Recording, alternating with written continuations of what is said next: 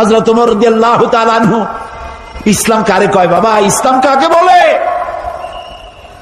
রোমক সম্রাট তার গোয়েন্দা বিভাগের লোক পাঠায় দিয়েছে, দেখো তো যেভাবে ইসলাম এক একটা দেশ দখল করতেছে, তার আদর্শ দিয়ে না জানি রোমও কবে চলে যায়। আমিরুল মুমিনিন কেমন, সিংহাসন কেমন, দেখে আসো। রোমের বাদশা, রোমের গোয়েন্দা বিভাগ আসলো, মদিনায় ঢুকে সাহাবীদের জিজ্ঞেস করছেন, আইনা মালিকুকুম, তোমাদের বাদশা কই? তারা বললো যে আমাদের জন্য কোনো বাদশা হয় না, বাল্লানা আমির, আমাদের জন্য একজন আমির হয়। আচ্ছা হলো আমির, সেই আমির কই? কয় যে কোথায় তা জানি না, তবে শুনেছি ওনার উট হারায় গেছে, উট তালাশ করতে গেছে। আশ্চর্য কথা, আমিরুল মুমিনিন অর্ধেকটা পৃথিবীর প্রেসিডেন্ট, উট হারায় গেছে তালাশ করতে গেছে নিজে। কোন দিকে গেছে? শুনছি এই দিকে গেছে। গোয়েন্দা বিভাগের প্রধান সেই দিকে গেল, যাইয়া দেখতে পেল সাথে একটা লোক গেছিল, যাই দেখে একটা উট গাছে বাঁধা, আর গাছের তলে একটা লম্বা মানুষ শোয়া। যখন শুইছিল তখন হয়তো গাছের ছায়াটা ছিল, বেলা গড়ে গেছে, গাছের ছায়া সরে গেছে, রোদের মধ্যে হাত মাথার তলে দিয়া শোয়া, উট বান্ধা, আর কপালের ঘামে মাথার নিচের বালি ভেজা। সাহাবী বললেন, এই হচ্ছে আমাদের আমিরুল মুমিনিন ওমর ইবনুল খাত্তাব রাদিয়াল্লাহু তাআলা। রোমের গোয়েন্দা বিভাগের প্রধান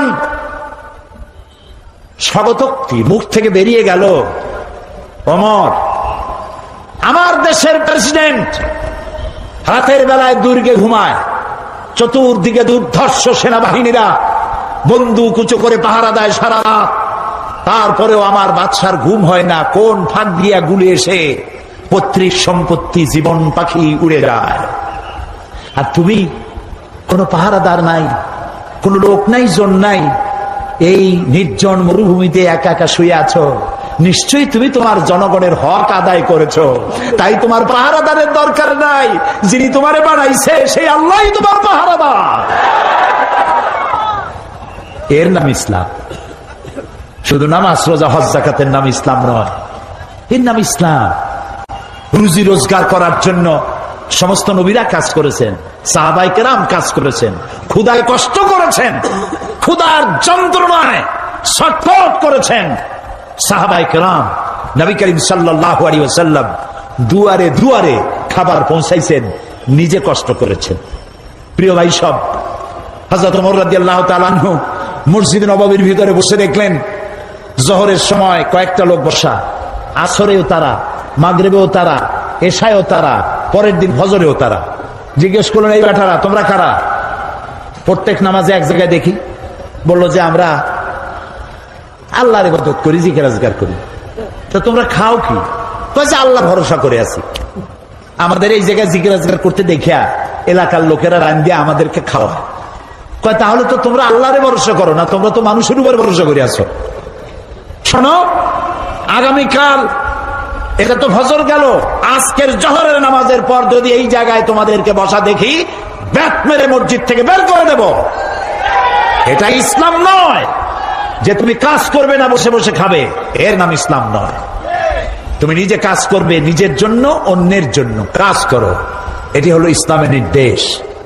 সুতরাং ইসলাম নামাজ রোজা হজ যাকাত নিয়েই শুধু আসে নাই, এসেছে মানবতার কল্যাণের জন্য, মানবতার মুক্তির জন্য। সুবহানাল্লাহি ওয়া বিহামদিহি, সুবহানাল্লাহি ওয়া বিহামদিহি। আল্লাহ তাআলা রাসূল বলেছেন তিনটা কাম করো। কয়টা কাম? তিনটা কাম করো। আফশুস সালাম ওয়া আতইমুত তুআম ওয়া সাল্লু ওয়ান নাসু নিয়াম তাদখুলুল জান্নাতা বিসসালাম। সুবহানাল্লাহ। আফশুস সালাম, সালামের প্রচলন করো, খালি সালাম দাও। কালকে বলছিলাম না, মনে আছে? এই যে দেখা হইলো আসসালামু আলাইকুম, রাস্তায় দেখা হবে আসসালামু আলাইকুম। হযরতে আব্দুল্লাহ বিন ওমর রাদিয়াল্লাহু তাআলা আনহুমা গণ গণ বাজারে যাইতেন। একজন সাহাবী তার জিজ্ঞেস করেন, আচ্ছা আপনি কি রাসূলের ওই হাদিস শোনেন নাই? বলে কোন হাদিস? যে রাসূলুল্লাহ বলেছেন সব থেকে উৎকৃষ্ট জায়গা কোনটা? বলেন। নিকৃষ্ট জায়গা বাজার। এই হাদিস জানেন না? বলে হ্যাঁ জানি। তো বারবার বাজারে আসেন কেন?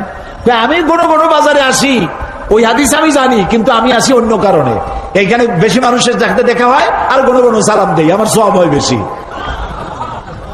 আহারে মুসলমান, একজন আর একজনের সাথে দেখা হবে, আসসালামু আলাইকুম ওয়া রাহমাতুল্লাহ, বিনা পয়সায় দোয়া। আর একজন কবি ওয়ালাইকুম আসসালাম ওয়া রাহমাতুল্লাহি ওয়া বারাকাতুহু ওয়া মাগফিরাতুহু ওয়া রিদওয়ানুহু ওয়া জান্নাতুহু। সুবহানাল্লাহ। যত বেশি শব্দ প্রয়োগ করবেন ততই 10-10 করে নেকি হইতে থাকবে। এরপরে হাত মিলাবেন।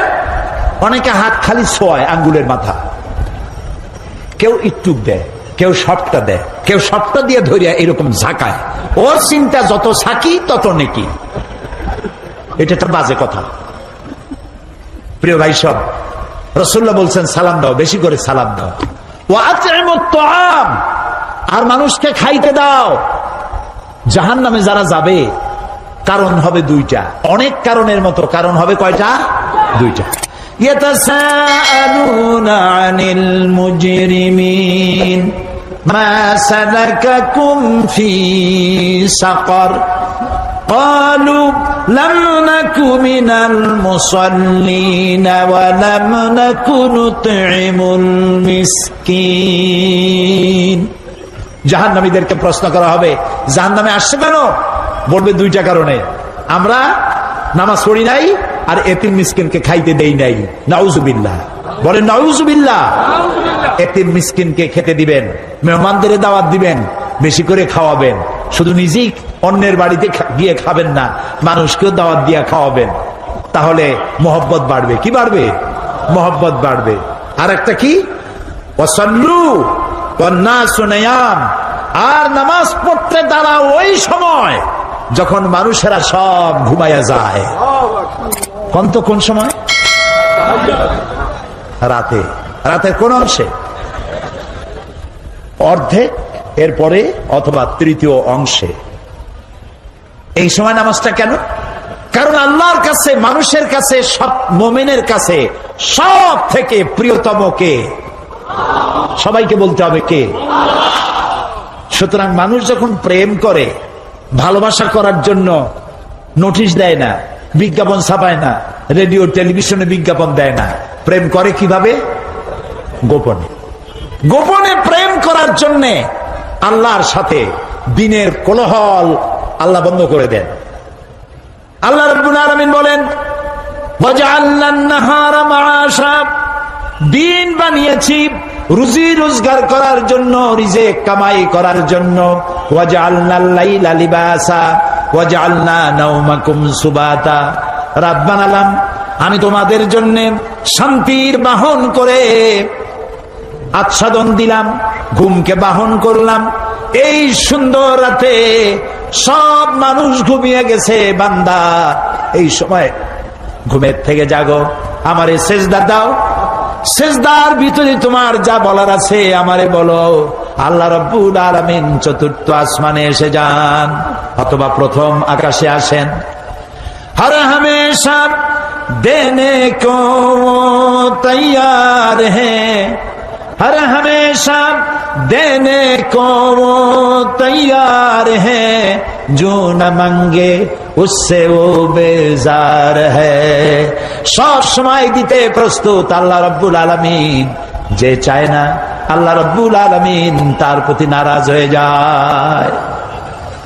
গভীর রাত্রি সিজদার ভিতরে গিয়ে মানুষ যখন কাঁদতে থাকে, আল্লাহ রাব্বুল আলামিন ফেরেশতাদেরকে জিজ্ঞেস করেন, আমার ফেরেশতারা পৃথিবীতে মানুষ যখন সব ঘুমানো, আমার এই বান্দাগুলি কান্দে কেন, বান্দিরা কান্দে কেন? ফেরেশতারা বলে, রব্বুল আলামিন ওরা গুনাহ করেছে, তোমার কাছে মাপ চায়, জাহান্নাম থেকে মুক্তি চায়। আল্লাহ প্রশ্ন করেন, ওরা আমার জাহান্নাম দেখেছে নাকি, আমারে দেখেছে নাকি, বেহেশত দেখেছে নাকি? তারা বলবে না, দেখে নাই। রব্বুল আলামিন বলেন, ও আমার ফেরেশতারা, আমার এই বান্দাগুলি আমারে দেখে নাই, ফেরেশতা দেখে নাই, জাহান্নাম দেখে নাই, হাসর নসর কিছুই দেখে নাই, শুধু আমার কোরআনের কথা, আমার নবীর কথা বিশ্বাস করে যেভাবে তারা কাঁদতেছে, তোমরা সাক্ষী থেকে যাও, আমার এই ক্রন্দনরত বান্দাগুলির আমি মাফ করে দিলাম। সুতরাং নবীজির কথা মতো যারা সালামের প্রচলন করবেন, মেহমানদের খাওয়াবেন, রাতের বেলায় জেগে নামাজ আদায় করবেন, আল্লাহ রাব্বুল আলামিন তাদেরকে, নবীজি বলেন, তাদখুলুল জান্নাতা বিসসালাম, আল্লাহ তাআলা শান্তির সাথে তাদেরকে জান্নাতে প্রবেশ করাবেন। এই পৃথিবী হচ্ছে মানবতার কল্যাণের জন্য, মানব সভ্যতা বিকাশের জন্য, এই পৃথিবীকে সুন্দর করে সাজিয়ে গুছিয়ে রাখার জন্য আল্লাহ মুসলমানদেরকে দায়িত্ব দিয়েছেন। এটার নামই হচ্ছে ইসলাম। ইসলাম মানবতার কল্যাণ নিয়ে এসেছে, ভালোবাসা নিয়ে এসেছে, মোহব্বত নিয়ে এসেছে। ক্ষমতায় যাইয়া মন্ত্রী হবেন, এমপি হবেন, খাওয়ার চোটে এক একজনের পেট 3টা তরমুজের সাইজ হয়ে যাবে, এই জন্য ক্ষমতায় যাওয়া নয়। কিছু লোক আছে, হায় হায়, ক্ষমতা পাইয়া এমন খাওয়া খাইছে, পেটটারে এত মোটা করছে, কোন রুমের মধ্যে ঢুকতে হলে হাত দিয়ে দরজা খোলার দরকার হয় না, পেটের ধাক্কায় দরজার কাম সারা। আছে না এমন? আছে। হযরত ওমর রাদিয়াল্লাহু তাআলা আনহু রাসূলের শিক্ষায় শিক্ষিত, কোরআনের শিক্ষায় শিক্ষিত আমিরুল মুমিনিন, রাতের বেলায় ঘুরছেন, প্রজা পুঞ্জরা খাইয়ে আছে না না খেয়ে আছে, ইসলাম কারে কয়? তিনি দেখতে পেলেন একটা বাড়ির ভিতরে একটা পুরুষ বারবার ঢোকে আর বের হয়, ঢোকে আর বের হয়। গভীর রাত, গিয়ে প্রশ্ন করলেন, ভাই মিয়া, তুমি এই বাড়ির মধ্যে বারবার ঢোকে আর বাইর হও কেন? তুমি কেডা? কয় যে পথিক, আমি তো এই বাড়ির মালিক, তাই বারবার ভেতরে ঢোকে আর বাইর হও কেন? বলছে পথিক, সে চেনে নাই আমিরুল মুমিনিনকে। বলছে, আমার মতো বিপদে জীবনে কেউ পড়ে নাই। বলে কিরকম? আমার ঘরে আমার বউ আসন্ন প্রসবা, এখনই বাচ্চা হবে, আমার ঘরে কোনো পুরুষও নাই, আমি ছাড়া কোনো মেয়ে লোকও নাই, আর আমি এই বিষয় সম্পূর্ণ অনভিজ্ঞ, কিছুই জানি না। আমার স্ত্রীর কষ্ট, আমার জীবন বেরিয়ে যাচ্ছে, আমি কোনো সাহায্য করতে পারছি না। হযরত ওমর রাদিয়াল্লাহু তাআলা আনহু বলছেন, অপেক্ষা করো, দেখি আমি তোমার কোনো সাহায্য করতে পারি কিনা। গোটা পৃথিবীর, অর্ধেকটা পৃথিবীর প্রেসিডেন্ট, খলিফাতুল মুসলিমিন, আমিরুল মুমিনিন দৌড় দিলেন। কিছুক্ষণ পরে একটি মেয়ে লোক নিয়ে আসলেন, বাড়িওয়ালাকে বললেন, এখানে দাঁড়াও। মেয়ে লোকটিকে ভিতরে ঢুকাই দিলেন। কিছুক্ষণ পরে সেই মেয়ে লোক এসে আমিরুল মুমিনিনকে ডেকে বললেন, আমিরুল মুমিনিন, এই বাড়ির মালিককে বলেন আল্লাহ তাকে একটি পুত্র সন্তান দান করেছেন, পুত্রটিও সুস্থ, তার মাও সুস্থ। বাড়িওয়ালা তো আমিরুল মুমিনিন নাম শুনিয়া পায়ের তলা থেকে মাটি গজে গেছে। হযরত ওমর আমার জন্য কষ্ট করছে, দৌড়াইছে, কি আশ্চর্য, আমার তো বেয়াদবি হয়ে গেছে। তিনি করজোড়ে ক্ষমা চাইলেন, আমিরুল মুমিনিন, আল্লাহর রাস্তায় আমারে মাফ করে দেন, আপনি আমারে কষ্ট দিছি, আমি আপনাকে কষ্ট দিয়েছি, আমাকে ক্ষমা করুন। আর এই যে মেয়ে লোকটারে নার্স নিয়ে আসছেন, সেবিকা, কিছু টাকা আপনি তাকে দিয়ে দেবেন, এই টাকাগুলো আপনি নেন। হযরত ওমর বলেন, ও আল্লাহর বান্দা, আমার কাছে ক্ষমা চাইও না, আমার কাছে ক্ষমা চাওয়া উল্টা হবে, কারণ তুমি আমার এলাকার ভিতরে বসবাস করো, তোমার এই কষ্টের কথা তুমি জানাবার আগে আমি নিজেই জেনে যে খেদমত দিতে পারি নাই, এজন্য কিয়ামতের দিন ওমরকে আল্লাহর দরবারে তুমি আসামি বানাইও না। আর যে মেয়ে লোকটিকে টাকা দিতে চাও, ওই মেয়ে লোকটি কোনো পেশাদার নার্স নয়, সেবিকা নয়। যেই মেয়ে লোকটি দিয়ে আমি তোমার স্ত্রীর খেদমত করালাম, ওই মেয়ে লোকটি আমার স্ত্রী। সুবহানাল্লাহ। এর নাম ইসলাম, এর নাম ইসলাম। শুধু নামাজ রোজা হজ যাকাতের জন্য নয়, নামাজ রোজা কম্পালসারি ডিউটি। দাড়ি রাখা মুসলমানের আলামত, মেসওয়াক করা, সুরমা লাগানো, লম্বা জামা গায়ে দেওয়া, এগুলি ইউনিফর্ম। কিন্তু মূল স্পিরিট, আসল জিনিসটা হারাই ফেলেছি, খোলস হারাই ফেলেছি। মূল জিনিস হারাইয়া খোলস ধরে আছি। হ্যাঁ, পাগড়ি আমার দরকার, এটা আমার শিয়ার, আমার পাগড়ি প্রয়োজন, আমার টুপি প্রয়োজন, আমার দাড়ি প্রয়োজন, আমার লম্বা জামা প্রয়োজন, আমার তসবিহ প্রয়োজন, কিন্তু সব থেকে বড় প্রয়োজন ছিল মানব প্রেম। যারা অহংকারী, যারা স্বৈরাচারী, যারা জালিম, আল্লাহ পাক তাদেরকে বলছেন, এ পৃথিবীর মানুষেরা, জেনেরা, যদি সম্ভব করতে পারো আমার আইন ভালো লাগে না, আমার ইসলাম পছন্দ হয় না, আমার আলেম ভালো লাগে না, আমার কোরআন ভালো লাগে না, অবস্থা যদি এমনটি হয়, বেরিয়ে যাও, বেরিয়ে যাও।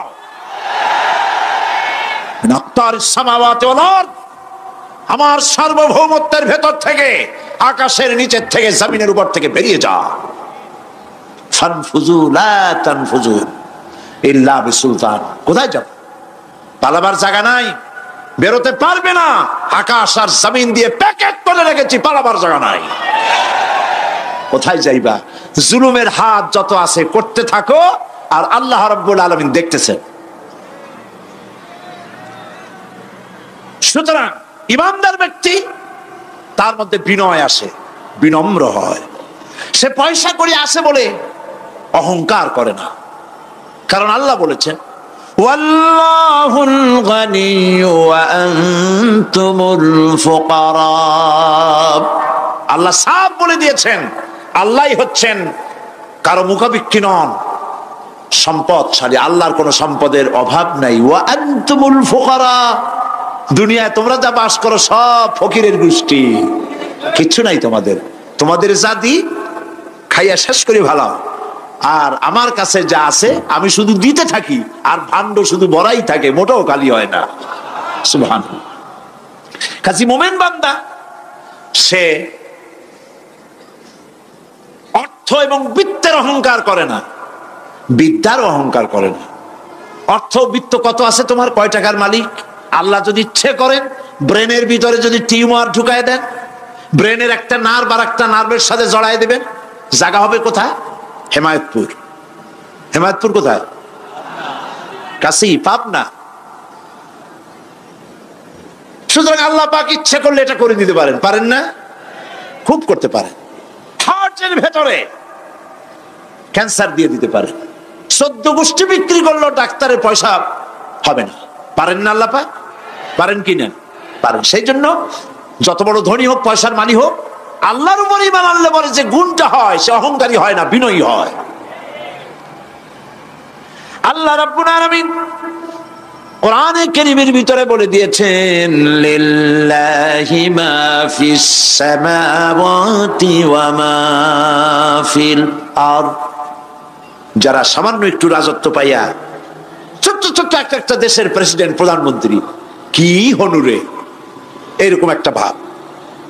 আর্মি হাতে, বিডিআর হাতে, পুলিশ হাতে, যা খুশি তাই করি না। আল্লাহ পাক বলছেন লিল্লাহি মা ফিস সামাওয়াতি ওয়া মা ফিল আরদ। আকাশ আর জমিনের একচ্ছত্র মালিকানা কার? চিল্লায় বলুন, আল্লাহ পাকের। সুতরাং তুমি মাতবারি করিয়া কদ্দূর পারবা? বেশি দূর যেতে পারবে না। গ্রামে গোয়াল আছে, গরু রাখে যে জায়গায়, ওই জায়গাটার নাম কি? গোয়াল। গভীর রাত্রে গরুর মালিক শুনতে পাচ্ছে গোয়াল ঘরে খুব শব্দ হচ্ছে। রাখালকে ডেকে বলছে, দেখতো কি কিসের শব্দ? ওই যে দেখে এসে জবাব দিচ্ছে যে গোয়ালে যে 60টার শিং মোটা, তার গুতার চোটে ওই গোয়ালের মধ্যে যত গরু আছে কেউ টিকতে পারতেছে না, খালি গুতাইতেছে সমানে। মালিক কয় যে দীর্ঘদিন থেকে দেখতেছি এটার গুতার চোটে সমস্ত গরুগুলি অস্থির হয়ে যাচ্ছে, যা একটা মোটা দড়ি দিয়া, খাট্ট একটা দড়ি দিয়া খুঁটির সাথে জড়াইয়ে বাঁধতে রাখ গলাটারে। মোটা একটা দড়ি দিয়া গলার সাথে খুঁটির সাথে যদি বাঁধতে দেয়, এরপরে খালি ফোঁস করতে পারবে, গুতাইতে আর পারবে না। ঠিক অনুরূপ ভাবে কোন জনপদ থেকে, কোন দেশ থেকে যখন দেশের মানুষেরা, যখন দেশের নিরস্ত্র মানুষেরা, গরিব মানুষেরা যখন আল্লাহর দরবারে গভীর রাত্রে ফরিয়াদ তোলে, আল্লাহ জুলুমে অত্যাচারে জর্জরিত হয়ে গেলাম, মার খেতে খেতে শেষ হয়ে গেলাম, অত্যাচারে অত্যাচারিত হচ্ছি, চিৎকার বাড়তে থাকে, আল্লাহ পাক তখন তার নজর দিয়ে দেখেন। আল্লাহ তো দেখতেই থাকেন সব সময়ের জন্য। আল্লাহ পাক কার কারণে এগুলি হচ্ছে আল্লাহ পাক টের পান। শিং কারো কারো মোটা হয়েছে, আজরাইলকে পাঠায় দেন, যাও খাটো দড়ি দিয়ে বাঁধে থো। খাটো দড়ি কোনটা বুঝছেন? 3 হাত, 3 হাত কবর কোনটা? খাটো দড়ি দিয়ে বাঁধে থো। সুতরাং কত বড় বড় রাজা বাদশাহ ক্ষমতা এলো, মানুষের উপরে জুলুম করলো, আল্লাহ পাক তার ইন্তেকাম নিয়েছেন। সেই আল্লাহ এখন আর নাই, নাউজুবিল্লাহ। সে আল্লাহ আছেন কিনা, পূর্ণ শক্তিতে বহাল কিনা? হুয়াল হাইয়ুল কাইয়্যুম। এমন অবস্থা নয় যে বাংলাদেশে কি হচ্ছে আর আল্লাহ টের পাচ্ছেন না। কি বলেন? আল্লাহ রাব্বুল আলামিন বলেন, লা তাখুযুহু সিনাতুন ওয়ালা নাওম। ঘুম নাই, তন্দ্রা নাই। কার? ঘুমানো না, তন্দ্রাও যান না। তন্দ্রা কারে কয়? জি, ঝিমটি, জিমানি, যাই বলেন আপনারা বুঝে নিয়ে। ওই যে বসে বসে এরকম করে, আল্লাহ ওরকমও করেন না। ঘুমো নাই, তন্দ্রা। হযরত মুসা আলাইহিস সালাম বলছিলেন যে আল্লাহ তুমি নাকি ঘুমাও না। মুসা আলাইহিস সালাম তো খুব আদরের নবী, আল্লাহ পাকের খুব আদরের নবী, দারুণ আদর। আল্লাহ পাক বলছেন, মুসা আমি তোমারে আমার জন্য বানাইছি। সুবহানাল্লাহ। কোরআন শরীফে আছে, আল্লাহ পাক বলছেন, মুসা আমি তোমারে আমার জন্য বানাইছি। তোমাকে যখন তোমার মা দরিয়ায় ভাসায় দিয়েছিল, আমি তোমার বাক্সর দিকে তাকাইছিলাম। সুবহানাল্লাহ। আল্লাহ যদি বলেন আমি তাকাইছিলাম, সুবহানাল্লাহ। তোমারে আমার জন্য বানাইছি। সুতরাং হযরত মুসা আলাইহিস সালাম তিনি বলছেন আল্লাহ পাককে খুব আদরের নবী, তো আল্লাহ তুমি নাকি ঘুমাও না? আল্লাহ কয় তুমি বিশ্বাস করো না? হযরত মুসা আলাইহিস সালাম বললেন, আল্লাহ অবশ্যই বিশ্বাস করি, তবে বুঝি না বিষয়টা কি, বুঝি না কেমনে না ঘুমাই পারে, বুঝি না। আল্লাহ আচ্ছা ঠিক আছে, তুমি যখন বিশ্বাস করছো তখন আর অসুবিধা নেই, বিশ্বাস না করলে মুসিবত ছিল। পয়গম্বর মানুষ, তাকে তো বলতেই হবে বিশ্বাস করি, তবে বুঝি না। আল্লাহ কয় ঠিক আছে, বিশ্বাস যখন করো আমি বুঝাই দেবো। নিয়ে আসো এক গ্লাস পানি। এক গ্লাস পানি নিয়ে আসলেন, দাঁড়ায় থাকো। মুসা আলাইহিস সালামকে আল্লাহ বললেন পানি নিয়ে দাঁড়ায় থাকো, আর ঘুমের আল্লাহ করলেন মুসারে ধর। মুসা আলাইহিস সালামের ঘুম এসে গেল। ঘুমের আমেজে হাতটা শিথিল হয়ে গ্লাসটা পড়ে ভেঙে চুরমার হয়ে গেল। হযরত মুসা আলাইহিস সালাম ভয় পেয়ে গেলেন। আল্লাহ পাক শোনায় দিলেন, ভয়ের কোনো কারণ নাই, একটা পরীক্ষার জন্যই দিলাম, তোমার বোঝার জন্যই দিলাম। তুমি যেমন এক গ্লাস পানি নিয়ে, একটা গ্লাস নিয়ে এক মুহূর্ত দাঁড়াতে পারলে না, ঘুম আসলো আর হাত থেকে পড়ে গ্লাসটা ভেঙে গেল। মুসারে তুমি বুঝে নাও, তুমি জেনে রাখো, তাম সৃষ্টি জগৎ তোমার আল্লাহ, আল্লাহ রব্বুল আলামিনের হাতের মুঠার মধ্যে রয়েছে। আল্লাহ রব্বুল আলামিন যদি ঘুমায় যান, এই পৃথিবীর আকাশ এবং জমিনের সব ট্রাফিক কন্ট্রোল আল্লাহ পাক নিজেই করেন। যদি তিনি ঘুমায় যান, সব শেষ হয়ে যান। বাংলাদেশে কি হচ্ছে, পৃথিবীর কোথায় কি হচ্ছে তা আল্লাহ দেখছেন না? চিল্লায় বলো, দেখছেন না? সে আল্লাহ রাব্বুল আলামিন তিনি পরিষ্কার করে বলছেন, যারা নাকি মুমিন বান্দা তারা অহংকারী হয় না, ক্ষমতায় থাকুক ক্ষমতায় না থাকুক, কোন অবস্থাতেই অহংকারী হতে পারে না। আল্লাহ পাক শোনায় দিয়েছেন, যারা অহংকার করে তাদেরকে পরিষ্কার করে বলেছেন, ওয়ালা তামশি ফিল আরদি মারহান ইন্নাকা লান তাখরিকাল আরদা ওয়া লান তাবলুগাল জিবালা তুলা ওয়ালা তামশি ফিল আরদি মারহান। খবরদার, আমার জমিনের উপরে অহংকারের পথে বড় হেঁটো না। দেখছেন না কত আছে অহংকার করে হাঁটে, জমিনের উপরে জুতা পায়ে দিয়ে মচ মচ করে হাঁটতে থাকে। ওয়ালা তামশি ফিল আরদি মারহা ইন্নাকা লান তাখরিকাল আরদা। তুমি কি তোমার পদাঘাত দিয়ে আমার জমিনটারে ভাটায় দিতে পারবা?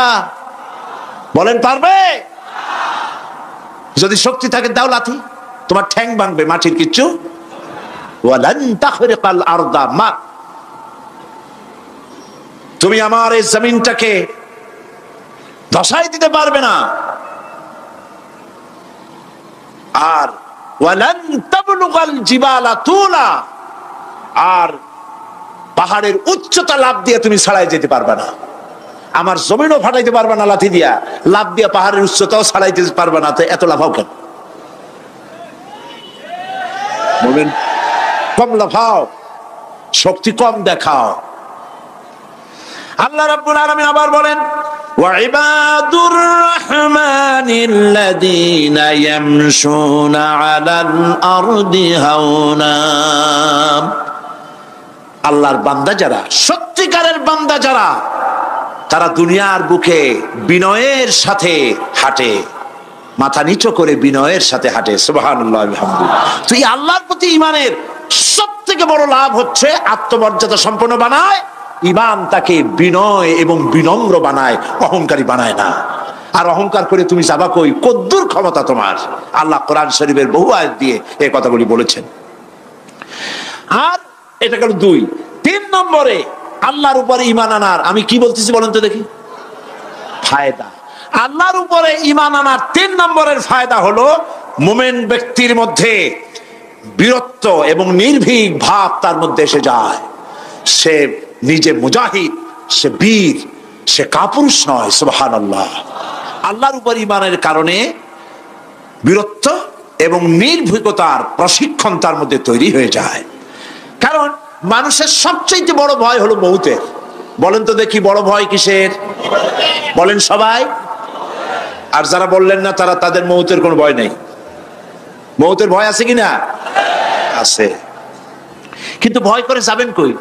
ভয় তো সেইটারে করা যায় যেটাকে ভয় করে এড়ানো যায়। এখন মৃত্যুকে ভয় করে আপনি কি এড়াইতে পারবেন? পারবেন? আল্লাহ পাক বলছেন, মুমিন নির্ভীক হবে, বীরত্বে পরিপূর্ণ হবে, কাপুরুষ হবে না, মৌতের ভয়তে পালায়ে বেড়াবে না। আল্লাহ পাক বলছেন, কুল ইন্নাল মাউতাল্লাযীনা তাফিররুনা মিনহু ফাইন্নাহু মুলাকীকুম। মরণ থেকে পালাও তুমি, মরণ তোমায় লইবে ঘিরি, যদিও সুদূর আকাশ পানে, লুকাও সেথায় লাগিয়ে সিঁড়ি। এ মহারোগের চিকিৎসক নাই, নাই সে ঔষধ জগতে, খুঁজিয়া কাতর হইলে কি হবে, পারিবে না তারে ফিরাতে। মৃত্যু যখন তোমার এসে যাবে, তোমাকে মৌতের হাত থেকে কেউ রেহাই দিতে পারবে না। মৃত্যু তোমার হবেই। সুতরাং মৌত যখন হবে, তখন তাকে ভয় করে তো কোনো লাভ নাই। আর মৃত্যু কোথায় হবে, কখন হবে, আমরা কেউ জানি না। জানেন? ওমা তাদরি নাফসুম বিআইয়ি আরদিন তামুত। কোন মাঠে, কোন ময়দানে কখন মৌত হবে কারো জানা নাই। এই গত নভেম্বর মাসের শেষ দিকে আমি লন্ডন সফর করেছিলাম। এক ভাইয়ের কাছে শুনলাম, আমি অবাক হয়ে গেলাম। তিনি পত্রিকায় দেখে আমাকে বলেছেন, এক লোক 8 তলা থেকে 8 তলা বিল্ডিং এর ছাদের উপরে পড়ে গেছে। 8 তলা বিল্ডিং এর ছাদের উপর থেকে পড়িয়া তার কিচ্ছু হয়নি, হাত পাও ভাঙে নাই, মরেও না, খালি কিছু চামড়া টামড়া ছিঁড়ে গেছে। তাড়াতাড়ি অ্যাম্বুলেন্স আসছে, অ্যাম্বুলেন্সে তাকে নিয়ে গেছে, হসপিটালে নিয়ে যাবে চামড়াগুলো সেলাই করে দেওয়ার জন্য। অ্যাম্বুলেন্সে উঠাইয়া তাড়াতাড়ি অ্যাম্বুলেন্স আসছে। দরজা যেভাবে লাগাইছে, দরজাটা ভালোভাবে লাগে নাই। দেখেন নাই মাইক্রোবাসে বা অ্যাম্বুলেন্সে অনেক সময় দরজা এরকম মারে, মারার পরে অনেক সময় লাগে না, যার জন্য ড্রাইভার বলে যে দরজাটা ভালো করে লাগায় নাই। ঠিক না? দরজাটা ভালো করে লাগে নাই। সামনে চলতে গিয়ে এই গাড়িটার ব্রেক কষতে হয়েছে ড্রাইভারের কোনো কারণে। যেই না ব্রেক কষেছে, আর অমনি দরজা যেটা লাগছিল না ভালো করে, দরজাটা খুলে গেল। আর রুগীটা 8 তলা কাছে পড়ছিল, ওইটা ছিল পাশে, সে ছিটকে গিয়ে রাস্তায় পড়লো। আর একটা বাস সামনের থেকে এসে মাটিতে তাকে চ্যাপ্টা করে দিয়ে চলে গেল। শুনিয়া আমার মুখ থেকে বেরিয়ে গেল, আল্লাহু আকবার। বলেন আল্লাহু আকবার। কি আল্লাহ পাকের কি প্রচন্ড ক্ষমতা, কি ইচ্ছা তার। মৃত্যুর জন্য সময়ও লাগবে, জায়গাও লাগবে, দুটো জিনিস এক হতে হবে। আল্লাহর যাকে যে মৃত্যু দিবেন, মৃত্যুর জন্য সময় এবং জায়গা দুটোর কম্বিনেশন হতে হবে। 8 তলা থেকে পড়বে ঠিক, কিন্তু মরবে না। আজরাইল অপেক্ষা করতেছে রাস্তায়, বাস আসবে যখন। 8 তলা থেকে পড়লো, অবিশ্বাস্য ভাবে লোকটা বেঁচে গেল। আর হসপিটালে তার যাওয়া হলো না, গাড়ির দরজা খুললো, রাস্তা দিয়ে পড়লো, আজরাইল দ্রুত তার কাম সেরে চলে গেল। সুতরাং মুমিন ব্যক্তি আল্লাহর উপর ঈমান আনার কারণে দুর্জয় মনোবল সৃষ্টি হয়। কাপুরুষ জীবনে কয়েকবার মরে, সাইকেলের টায়ার বাস্ট হয়েছে শুনে বেহুশ হয়, তারপরে ট্রাকের টায়ার বাস্ট হয়েছে শুনলে কানের তলা ফেটে যায়, বোম বাস্ট হয়েছে আওয়াজ শুনে হার্ট ফেল করে, পাতিশিয়ালের ডাক শুনলে কোনো হুশই থাকে না। এই হচ্ছে কাপুরুষদের কাজ। আর ইমানদার, ইমানদার ব্যক্তি এগুলি পরোয়া করে না। তার জানা আছে যে আমার নির্ধারিত সময়ের এক মুহূর্ত আগে আমার মৌত হবে না। তো মৌত যখন আমার জন্য অবধারিত, দুনিয়ায় আসছি যখন, মৌত যখন হবেই, সেই মৌত বিড়ালের মতো হোক তা কি চান? পাতিশিয়ালের মতো হোক তা কি চান? আমি তো বলি যে বিড়ালের মতো 500 বছর বেঁচে থাকার কোনো লাভ নাই, সিংহের মতো 5 মিনিট বাঁচুন। মির্জাফরের মতো 50 বছর বেঁচে থাকায় লাভ নাই, খালিদ বিন ওয়ালিদের মতো, সিরাজউদ্দৌলার মতো বেঁচে থাকুন।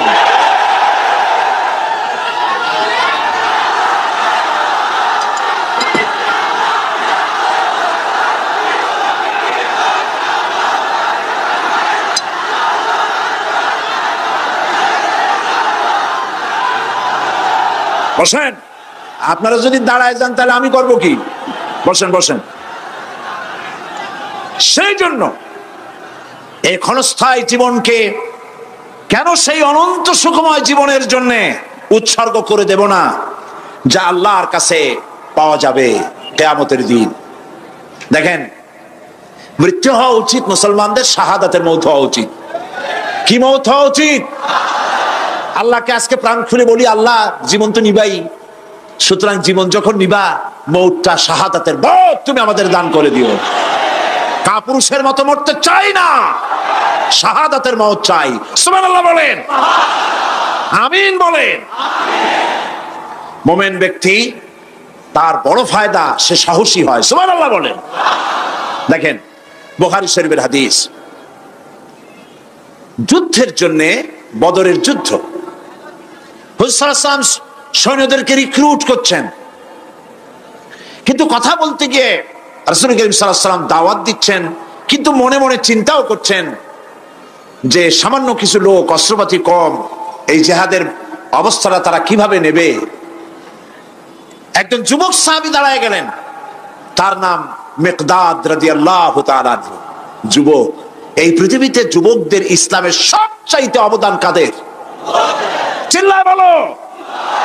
যুবকদের অবদান সবচাইতে বেশি। হযরত মিকদাদ রাদিয়াল্লাহু তাআলা আনহু তিনি দাঁড়ায় গেলেন, তিনি বললেন, ইমদি বিনা ইয়া রাসূলুল্লাহ হাইসুমা তাশা। হাদিস, হে রাসূল, আপনি আমাদেরকে নিয়ে চলুন। কত সৈন্য তারা আসতেছে, কত অস্ত্র নিয়ে আসতেছে, এটা আমাদের ভাববার বিষয় নয়। আপনি আমাদের নিয়ে চলুন, হাইসুমা তাশা আয় হাইসুমা আমারাকাল্লাহ। আল্লাহ আপনাকে যেদিকে আমাদের নিয়ে যাইতে কয়, আপনি সেই দিকে আমাদের নিয়ে চলুন। ইন্না লা নাকুলু লাকা কামা ক্বালা বনু ইসরাঈল লিমূসা আলাইহিস সালাম, ইযহাব আনতা ওয়া রাব্বুকা ফাকাতিলা ইন্না হাহুনা কায়িদুন। অর্থাৎ, হে রাসূল, আমরা বনি ইসরাইলের মতো বলবো না। শোনেন, আমরা বনি ইসরাইলের মতো বলবো না যে মুসা তুমি এবং তোমার আল্লাহ এই দুইজনে গিয়ে ফেরাউনের বিরুদ্ধে যুদ্ধ করো, আমরা যাবো না, আমরা এখানে বসে থাকবো। এই কথা আমরা বলবো না। আমরা মুসা আলাইহিস সালামের উম্মত নই, আমরা মুহাম্মদ সাল্লাল্লাহু আলাইহি ওয়াসাল্লামের উম্মত। বরং আমরা বলবো, বাল ইযহাব আনতা ওয়া রাব্বুকা ফাকাতিলা ইন্না মাআকুমা মুকাতিলুন। বরং আমরা বলবো, আপনি চলুন, আমরা আপনার সাথে আল্লাহর হুকুম মাফিক লড়বো, জিহাদ করব। ততক্ষণ পর্যন্ত মা দামাত আইনুম মিন্না তাতাররাফ, যতক্ষণ পর্যন্ত আমাদের চোখের পাতা নড়তে থাকে, ততক্ষণ আপনার সাথে থেকে কাফেরের বিরুদ্ধে লড়াই করে যাব। জীবনের পরোয়া তারা করেন নাই, জীবনের পরোয়া করেননি। হুজুর সাল্লাল্লাহু আলাইহি ওয়াসাল্লাম দারুণ ভাবে খুশি হয়ে গেলেন। হুজুর হেজিটেট ফিল করছিলেন যে এই সামান্য কিছু লোক, অস্ত্র নাই, পাতি নাই, এতগুলি লোকের বিরুদ্ধে যুদ্ধ করতে যাবে। যুবকের মুখে এই কথা শুনে হুজুর দারুণ খুশি হলেন। আল্লাহর নবী বললেন, কুমু বিনা ইলা জান্নাতিন, জান্নাতুন আরদুহা কারদিস সামাওয়াতি ওয়াল আরদ। ও সাহাবীরা, তোমাদের মনোভাব যখন এই, তোমাদের মানসিকতা যখন এই, চলো আমার সাথে বেহেশতের দিকে, সেই জান্নাতের দিকে যেই জান্নাত আল্লাহর আকাশ আর জমিনের চাইতে অনেক প্রশস্ত। চলো আমার সাথে বেহেশতে, সুবহানাল্লাহ, চলো আমার সাথে জান্নাতে। ফাকামা উমাইর বিন হামাম ওয়া কানা ইয়াকুলু তামার। হযরত উমাইর নামক একজন যুবক দাঁড়ায় গেলেন এবং তিনি হাতে কতগুলি খরমা ছিল, সেই খরমাগুলি তিনি চিবোচ্ছিলেন। রাসূলুল্লাহর বক্তৃতা শুনতেছিলেন আর খরমা চাবাচ্ছিলেন। খরমা চাবান, বিচিগুলি ফেলে দেন, এভাবে করতেছেন, হাতে কতগুলো খরমা।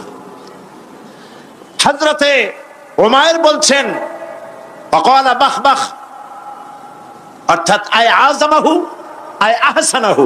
হে রাসূল, আপনি কি সুন্দর কথা বললেন। আপনার সাথে লড়াই করতে যাব কাফেরদের বিরুদ্ধে, সেই লড়াই করলে এমন বেহেশত পাবো যে বেহেশত হবে আকাশ আর জমিনের চাইতেও প্রশস্ত।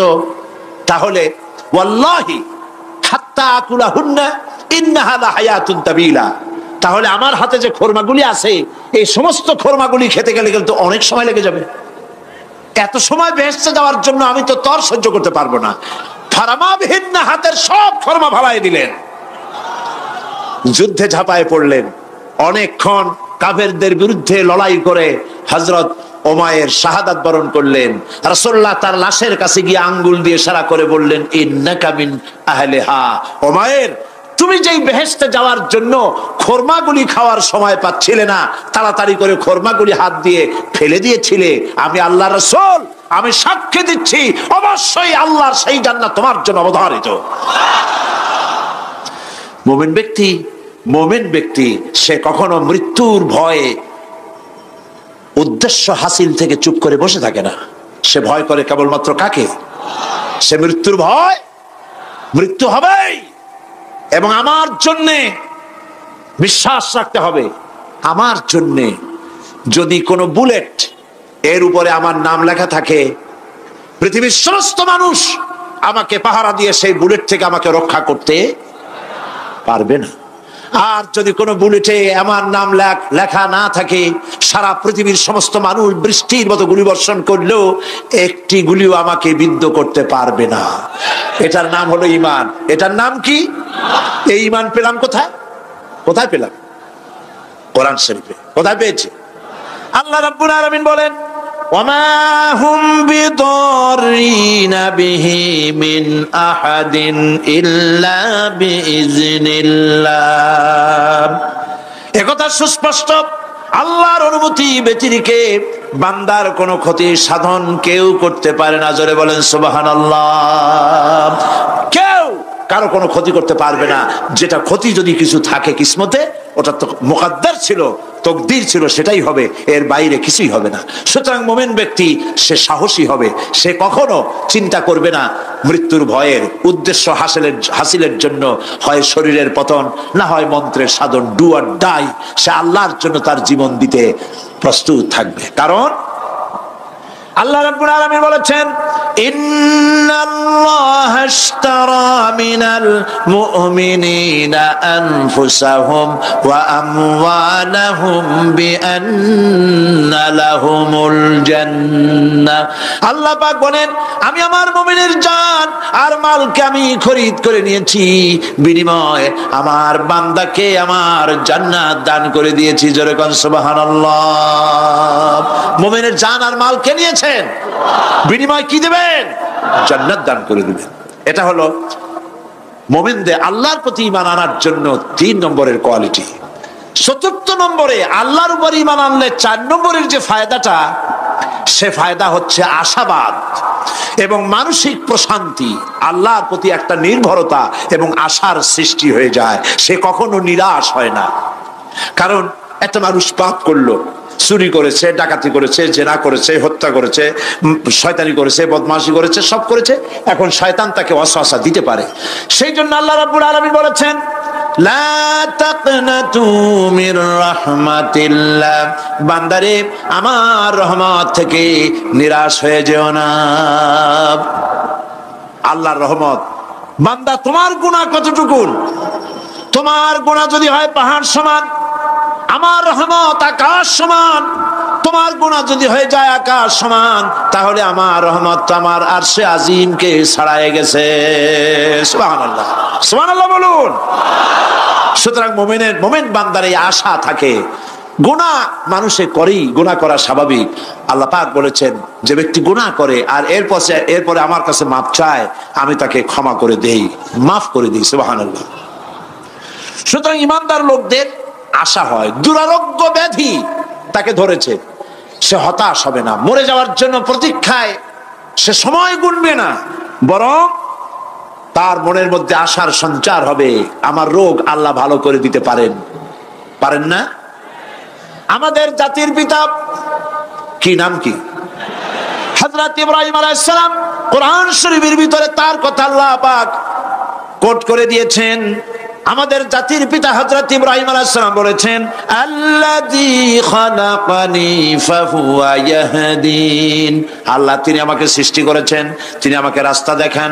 ওয়াল্লাযী হুয়া ইউতঈমুনি ওয়া ইয়াসকিন।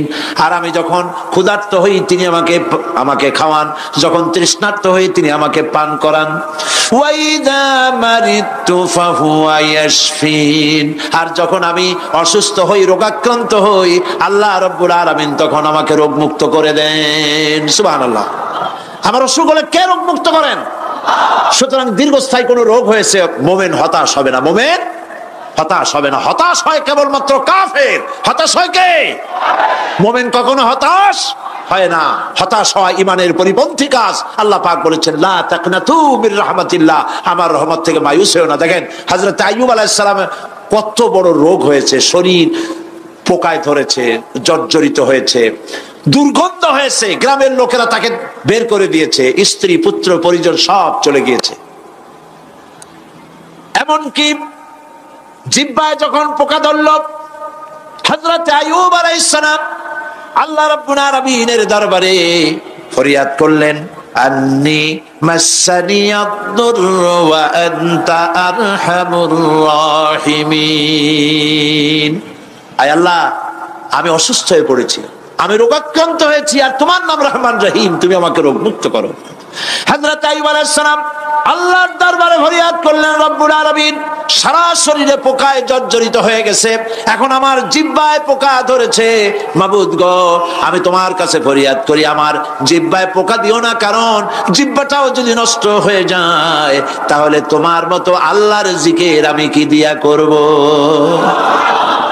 হযরত আইয়ুব আলাইহিস সালাম আল্লাহ পাকের কাছে যখন এ ধরনের ফরিয়াদ জানালেন, রব্বুল আলামিন তাকে তার রোগ মুক্ত করে দিলেন, তার স্ত্রী পুত্র সব আল্লাহ রব্বুল আলামিন ফিরাইয়া দিলেন। সুবহানাল্লাহ।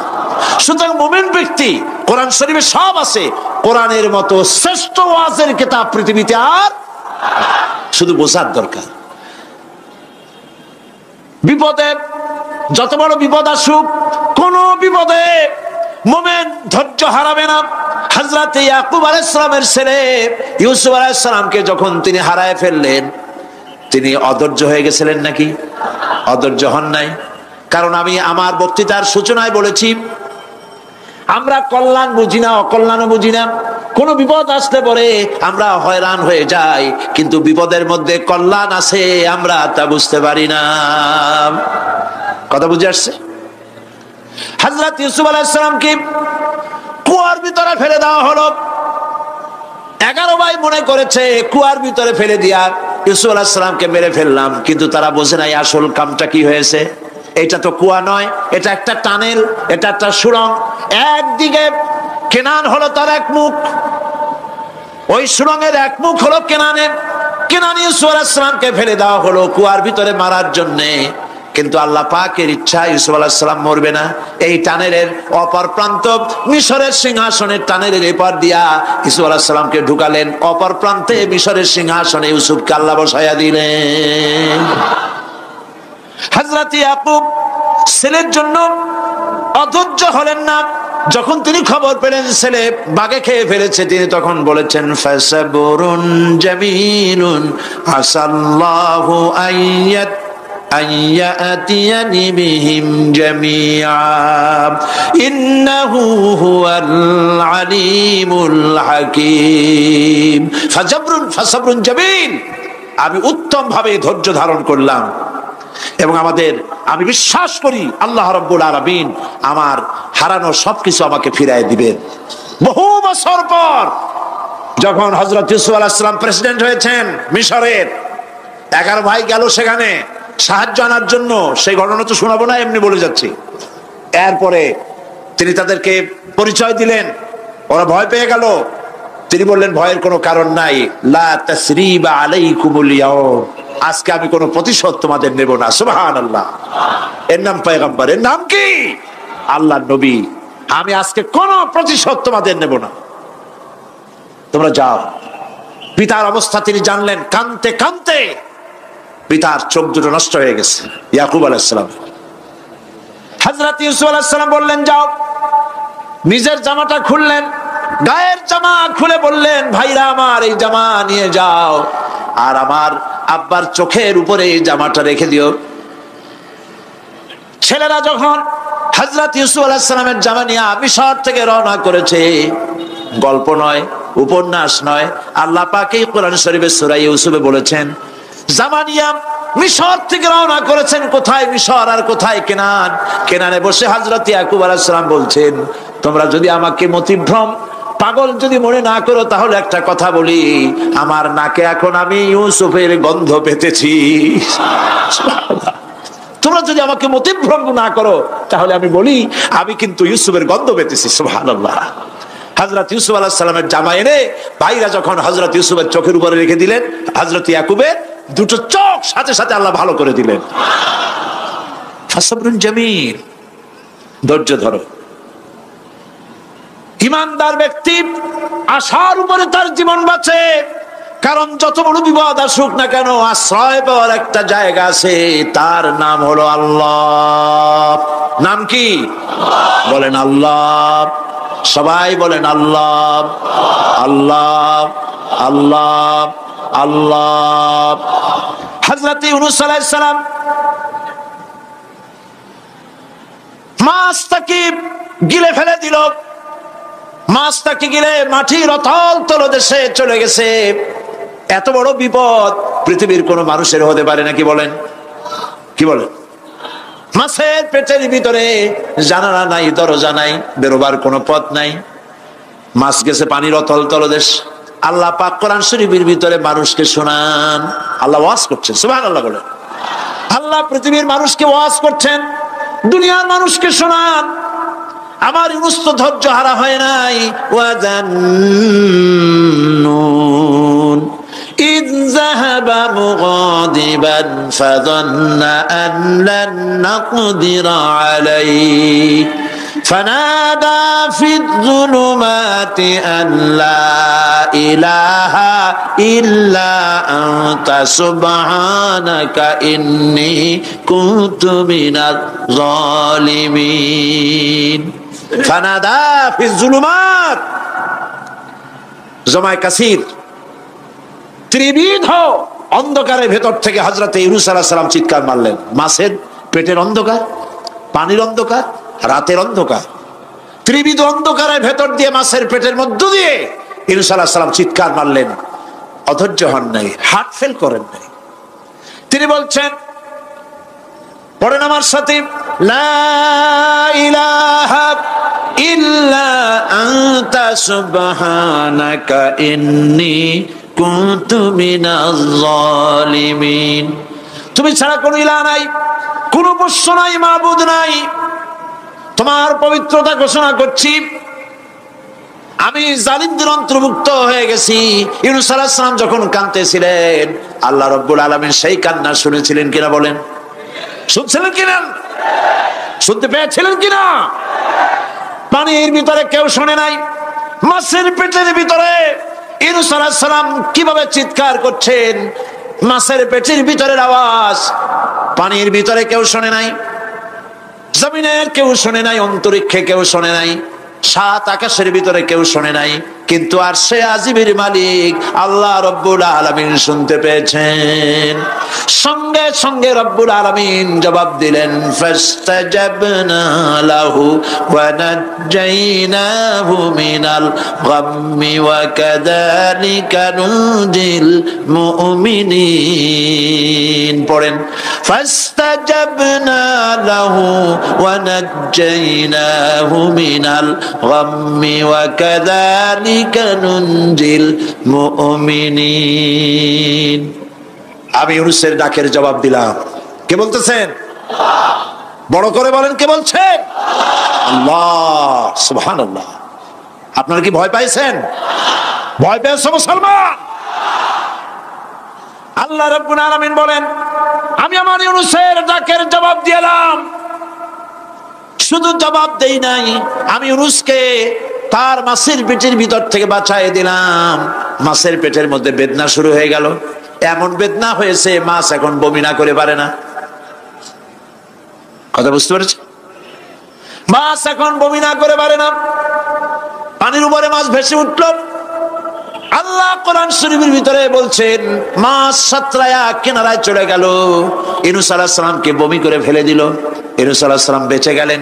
আল্লাহ পাক বলেন, শুধু ইউনূসকে বাঁচাইলাম না, বরং আমি সকলের জন্য আশার বাণী শোনাই, শোনো মুমিনেরা, ওয়া কাযালিকা নুজিল মুমিনিন। মুমিন বান্দা যারা, যত বড় বিপদ আসুক আমারে ডাকো, আমি বিপদ দিয়ে বাঁচাই দেব। সুবহানাল্লাহ। বিপদ থেকে আমি বাঁচাই দেব। আল্লাহ পাক বলেছেন, ফাইন্না মাআল উসরি ইউসরান, ইন্না মাআল উসরি ইউসরা। জেনে রাখো, দুঃখ এবং কষ্টের পরে রয়েছে সুযোগ সুবিধা, আর অসচ্ছলতার সাথে রয়েছে উদার সচ্ছলতা। যত বড় বিপদ আসছে, এই বিপদের পরে আল্লাহ পাক তার গোলামদের উপরে রহমত নাজিল করবেন ইনশাআল্লাহ। সুতরাং ঈমানদার লোকেরা, তাদেরকে আল্লাহ পাক বলছেন, কোনো ভয় নাই, কোনো চিন্তা নাই, যত বড় বিপদে পড়ো আমারে ডাকো, আমি ডাকের সাড়া দিয়ে দেব। সবাই আল্লাহরে ডাকেন, সুবহানাল্লাহ ওয়ালহামদুলিল্লাহ লা ইলাহা ইল্লাল্লাহ। জোরে পড়েন, সুবহানাল্লাহ ওয়ালহামদুলিল্লাহ লা ইলাহা ইল্লাল্লাহ, সুবহানাল্লাহ ওয়ালহামদুলিল্লাহ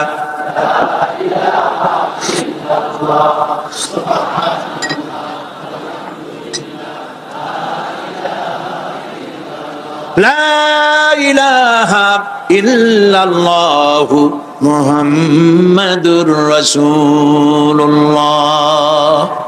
আল্লাহর উপর ঈমান আনলে যত ফায়দা হয়, এত ফায়দা দুনিয়ায় কোথাও নাই। সুবহানাল্লাহ। আল্লাহর উপর ঈমান আনার ৫ম নম্বরের ফায়দা কয়টা বলছি? 5টা বলছি। আপনাদের অসুবিধা হচ্ছে নাকি? তাড়াতাড়ি শেষ করতেছি। 6টা বলবো। এ হলো ৫ম নম্বর। তারপর আমরা দোয়া করব। দোয়ার দরকার আছে কিনা এই সময়? ৫ম নম্বরে আল্লাহর উপরে ঈমান আনলে পরে আরেকটি বড় ফায়দা, সেটা হলো কঠিন এবং কঠোর বিপদে আল্লাহ পাক তার মধ্যে অবিচলতার এবং ধৈর্য ধরার তৌফিক দিয়ে দেন। সুবহানাল্লাহ। যত বড় বিপদ আসুক, সেই বিপদে মুসিবতে আল্লাহ পাক মুমিনদেরকে আল্লাহর উপরে নির্ভরতা শিখায় দেন। সুবহানাল্লাহ। কারণ মুমিনদের জানা আছে যে ঈমানদারদের বিপদ নতুন কিছু নয়, একেবারে আদম আলাইহিস সালাম থেকে শুরু হয়ে আসছে। ঠিক কিনা? আদম আলাইহিস সালামের বিপদ হয় নাই?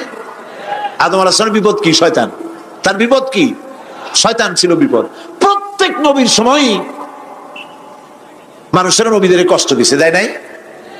বিশ্বকবি ইকবাল বলেছেন, সতীজা কা রহা है अजल से ताइमरोज,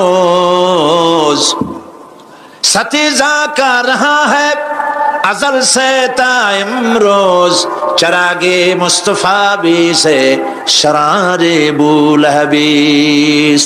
আবহমান কাল থেকে শুরু করে মুহাম্মদ সাল্লাল্লাহু আলাইহি ওয়াসাল্লামের চারাগকে, নূরকে, ঈমানকে, ইসলামকে নিভায় দেওয়ার জন্য আবু জাহেলের গোষ্ঠীরা চিরকাল চেষ্টা করেছে। সব চেষ্টা কর্পূরের মতো উড়ে গেছে, মুহাম্মদ সাল্লাল্লাহু আলাইহি ওয়াসাল্লামের চিরাগ টিম টিম করে জ্বলতে রয়েছে। আল্লাহ পাক বলছেন, ইউরিদুনা লিইউতফিউ নূরাল্লাহি বিআফওয়াহিহিম ওয়াল্লাহু মুতিম্মু নূরিহি ওয়ালাউ কারিহাল কাফিরুন। ওরা চায় মুখের ফু দিয়া, কারা? কাফেরেরা, ইসলাম সহ্য করতে পারে না যারা, ওরা চায় মুখের ফু দিয়া আমার আলোটাকে নির্বাপিত করে দেবে। আল্লাহ পাক বলেন, ওয়াল্লাহু মুতিম্মু নূরি, আমি আমার নূরকে পূর্ণতা দান করব, তাতে কাফির বেঈমানদের মনের ভিতরে যত জ্বালা হোক, যন্ত্রণা হোক, ওদের কলজা যত পুরুক, ইসলাম তার বিজয় পতাকা নিয়ে উঠবেই, কেউ ঠেকাতে পারবে না। আল্লাহ রাব্বুল আলামিন, আল্লাহ পাক বলছেন, ওয়া কাযালিকা জাআলনা লিকুল্লি নাবিয়্যিন আদুওয়াম মিনাল মুজরিমিন, আর এমনি করে আমি সকল নবীর শত্রু বানিয়েছি সব পাপিষ্ঠ অপরাধ প্রবণ লোকদের। শুনছেন কথা? শোনেন নাই? আল্লাহ পাক বলছেন, দুনিয়ার সব নবীদের, তাদের জন্য আমি শত্রু বানাইছি কাদেরকে? যারা সব থেকে বেশি পাপিষ্ঠ অপরাধ প্রবণ। এরা হচ্ছে নবীর দুশমন, এরা সব নবীদের সাথে দুশমনি করেছে। আজও দেশের আলেমদের সাথে দুশমনি করে সবচাইতে বড় পাপিষ্ঠরা। এটা কোরআন। এটা কি? কোরআন। জোরে বলেন, এটা কি? আল্লাহ রাব্বুল আলামিন বলছেন, ওয়া কাযালিকা জাআলনা লিকুল্লি নাবিয়্যিন আদুওয়াম মিনাল মুজরিমিন, সব পাপীরা, পাপিষ্ঠরা আমার দ্বীনের দাওয়াত যারা দেয় তাদেরকে জীবনের দুশমন মনে করে। কেন? শোনেন, আমি কার ওয়াজ শোনাচ্ছি? কার ওয়াজ শোনাচ্ছি? আমার আল্লাহর ওয়াজ। অপরাধটা কি? নবীদের বিরুদ্ধে, নবীর ওয়ারিস ওয়ারাসাতুল আম্বিয়া কারা, তো তাদের বিরুদ্ধে তাদের অপরাধটা কি? তাদের অপরাধ সম্পর্কে আল্লাহ নিজে বলেন, ওয়ামা নাকামু মিনহুম ইল্লা আইয়ুমিনু বিল্লাহিল আজিজিল হামিদ, এদের বিরুদ্ধে অ্যাকশন নেওয়ার আর কোনো অপরাধ ওদের নাই। ওদের একমাত্র অপরাধ, ওরা আল্লাহর জমিনে আল্লাহর আইন প্রতিষ্ঠা করতে চায়। এটাই হচ্ছে একমাত্র। এই অপরাধে নবীদের শাস্তি হয়েছে, নবীরা মার খেয়েছেন, সাহাবায়ে কেরাম মার খেয়েছেন। আমরা তো সাহাবায়ে কেরামের জুতার ধুলার সমানও নই, সুতরাং এগুলি আমাদের পাওনা। এই রক্তের বিনিময়, জীবনের বিনিময় আল্লাহ পাক তার দ্বীনকে প্রতিষ্ঠা করবেন ইনশাআল্লাহ। হযরতে খাব্বাব, বুখারী শুনুন, বুখারীর হাদিস। আমি কোনো কথা বানিয়ে বলি না, আমি লেখাপড়া করি, পড়াশোনা করি, চোখে দেখি, তারপরে কথা বলার চেষ্টা করি। বাজে গপ্প কিস্সা কাহিনী বলার অভ্যাস আমার কোনো কালে ছিল না, নাই। রাসূল করিম সাল্লাল্লাহু আলাইহি ওয়াসাল্লামের মতো মানুষ, ওনার মতো মানুষ, আহারে, তার চাইতে শ্রেষ্ঠ মানুষ কি পৃথিবীতে আছে? তিনি মার খাইছেন না খান নাই? আহা, কিভাবে তাকে মারলো! গলায় চাদর দিয়ে পেঁচাইয়া আছাড় মেরে ফেলে দিয়ে তারপরে তাকে প্রহার করা হয়েছে। আবু জাহেল মেরেছে, বেহুশ হয়ে গেছেন হুজুর। হযরতে হামজা তখনও কাফের ছিলেন। শিকার থেকে ফিরে এসে মুহাম্মদ সাল্লাল্লাহু আলাইহি ওয়াসাল্লামের অবস্থা দেখে পায়ের রক্ত মাথায় উঠে গেছে। আপন ভাইয়ের ছেলে, আর এমন ছেলে। চলে গেলেন আবু জাহেলের বাড়ি, বললেন, আবু জাহেল, তুই নাকি মুহাম্মদ সাল্লাল্লাহু আলাইহি ওয়াসাল্লাম মারছিস? কেন মারলি? তিনি তো ভালো কথাই বলেন, সব সময় বলেন, সত্য কথা বলো, মানুষের উপকার করো, এতিমকে আশ্রয় দাও, এত সুন্দর সুন্দর ভালো ভালো কথা বলেন। তার মতো ভালো মানুষ তো দুনিয়ায় দেখি নেই। মারলি কেন? তুই কি মনে করছিস যে আব্দুল্লাহ মারা গেছে বলে এতিম হয়ে গেছে মুহাম্মদ সাল্লাল্লাহু আলাইহি ওয়াসাল্লাম? তোর মনে রাখা উচিত আব্দুল্লাহ মারা গেছে, হামজা মরে নাই। হযরত হামজা ধনুক বাইর করলেন, এক বাড়ি মারলেন মাথার উপরে, মাথা ফাটা রক্ত বেরিয়ে গেল। হামজা হন হন করে হেঁটে এলেন রাসূলের কাছে। হুজুরের অসুস্থ দেহ মোবারক কোলে উঠায় নিয়ে বললেন, বাবা। তার মস্তক মোবারক কোলে উঠায় নিয়ে বললেন, আমি আবু জাহেলের মাথা ফাটিয়ে রক্ত বের করে দিয়ে এসেছি, তুমি একটু খুশি হও। হুজুর বললেন, চাচা, কার মাথা ফাটাইছেন, কার রক্ত বের করেছেন, এই কথা বলে তো আমাকে আপনি খুশি করতে পারবেন না। তিনি বললেন, বাবা তুমি কি হলে খুশি হও? তিনি বললেন, আমি খুশি হই চাচা, তোমার মুখে যদি একটা বার আমি ঈমানের কলেমা শুনতে পাই। হযরতে হামজা বললেন, মুহাম্মদ সাল্লাল্লাহু আলাইহি ওয়াসাল্লাম, আমার বুঝতে মোটেও কষ্ট হয়নি, তুমি কোনো সাধারণ মানুষ নও। সাধারণ মানুষের প্রতিশোধে তুমি বিশ্বাসী হতে, খুশি হতে, প্রতিশোধে বিশ্বাসী হওনি, তুমি অবশ্যই আল্লাহর নবী। আমি আল্লাহকে সাক্ষী রেখে, আমি তোমাকে সাক্ষী রেখে ঈমানের কালেমা ঘোষণা করছি, লা ইলাহা ইল্লাল্লাহু মুহাম্মাদুর রাসূলুল্লাহ। ভাইরা আমার, আল্লাহর দ্বীন প্রতিষ্ঠার জন্য আমার নবীদেরকে কষ্ট করতে হয়েছে, সাহাবায়ে কেরামদেরকে কষ্ট করতে হয়েছে, আল্লাহর ওলিদেরকে। ইমাম আবু হানিফা রাহমাতুল্লাহ আলাইহি 8 বছর জেলের মধ্যে রাখা হয়েছিল। ইমাম আহমদ বিন হাম্বলকে চাবুক মেরে মেরে গায়ের গোশত আর চামড়া তুলে ফেলে দেওয়া হয়েছিল। তারপরেও তারা বাতিলের সামনে মাথা নত করে নাই। এর নাম হচ্ছে ইসলাম। এর নাম কি?